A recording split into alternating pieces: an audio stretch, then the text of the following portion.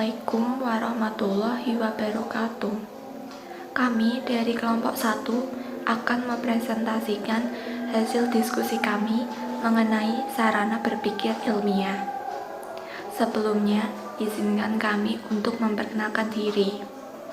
Anggota kelompok kami yang pertama, saya sendiri, Teresa Putri Andini, NIM 3. Yang kedua, Ardiansyah Romadona, NIM 4.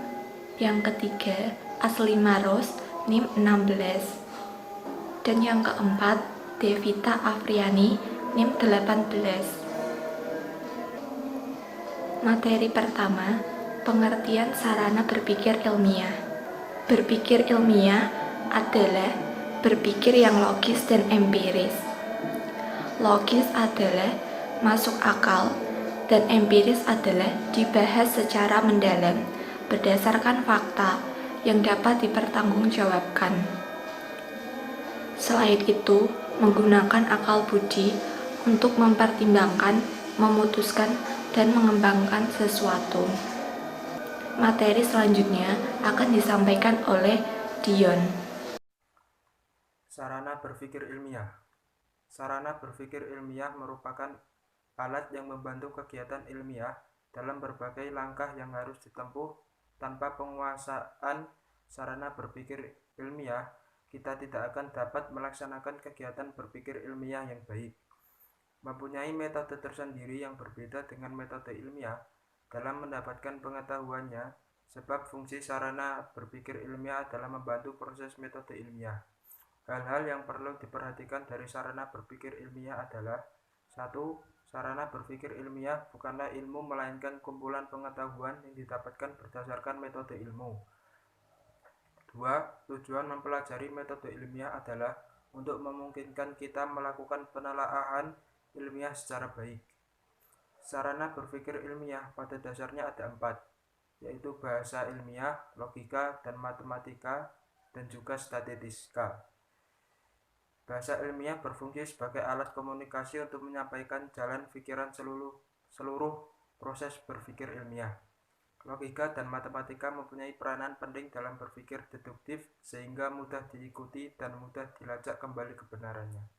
Sedangkan logika dan statistika mempunyai peranan penting dalam berpikir induktif dan mencari konsep-konsep yang berlaku umum. Adapun tujuan mempelajari sarana ilmiah yaitu untuk memungkinkan kita melakukan penelaahan ilmiah secara baik. Sedangkan tujuan mempelajari ilmu dimaksudkan untuk mendapatkan pengetahuan yang memungkinkan untuk bisa memecahkan masalah sehari-hari. Yang selanjutnya adalah macam-macam sarana ilmiah.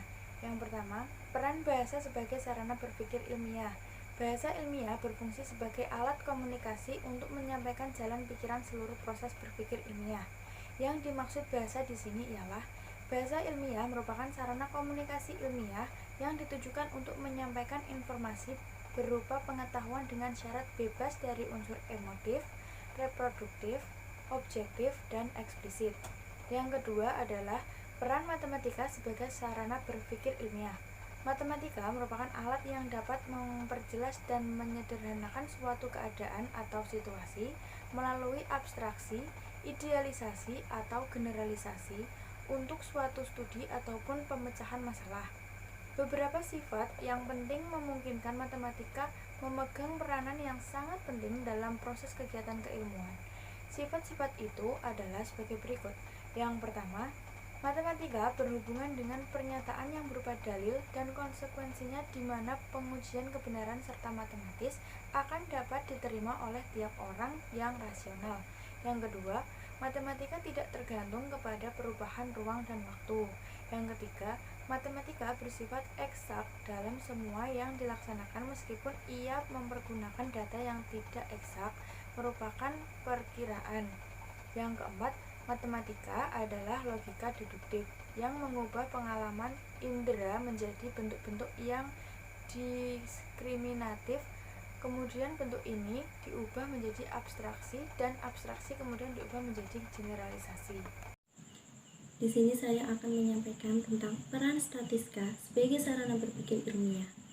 Statistika merupakan sekumpulan metode dalam memperoleh pengetahuan untuk mengolah dan menganalisis data dalam mengambil suatu kesimpulan kegiatan ilmiah. Untuk dapat mengambil suatu keputusan dalam kegiatan ilmiah, diperlukan data, metode, penelitian, serta penganalisan harus akurat. Peranan statistika dalam tahapan metode keilmuan. Yang pertama, alat untuk menghitung besar anggota sampel yang akan diambil populasinya. Dan yang kedua, alat untuk menguji validitas dan reliabilitas instrumen. Dan yang ketiga, teknik untuk menyajikan data sehingga data lebih komunikatif. Dan yang keempat, alat untuk menganalisis data seperti menguji hipotesis peneliti yang diajukan. Yang selanjutnya yaitu logika sebagai sarana berpikir ilmiah. Logika didefinisikan sebagai pengkajian untuk berpikir secara sahih. Logika dipakai untuk menarik kesimpulan suatu proses berpikir berdasarkan cara tertentu. Yang mana proses berpikir di sini merupakan suatu penalaran untuk menghasilkan sesuatu pengetahuan. Adapun kegunaan logika yaitu yang pertama, membantu setiap orang dalam mempelajari pola pikir secara rasional, kritis, lurus, tertib, dan metodis dan koheren. Dan yang kedua, meningkatkan berpikir abstrak, cermat, dan objektif. Dan yang ketiga, menambah kecerdasan dan meningkatkan kemampuan berpikir secara tajam dan mandiri. Yang keempat, menyadarkan dan mendorong orang untuk berpikir sendiri dengan menggunakan asas-asas penalaran secara sistematis. Yang kelima, meningkatkan cinta dan akan kebenaran dan menghindarkan kesalahan-kesalahan berpikir, keliruan, serta kesesatan. Dan yang terakhir, yaitu mampu melakukan analisis terhadap suatu kejadian. Sekian presentasi dari kelompok kami. Apabila ada yang bertanya, kami persilahkan.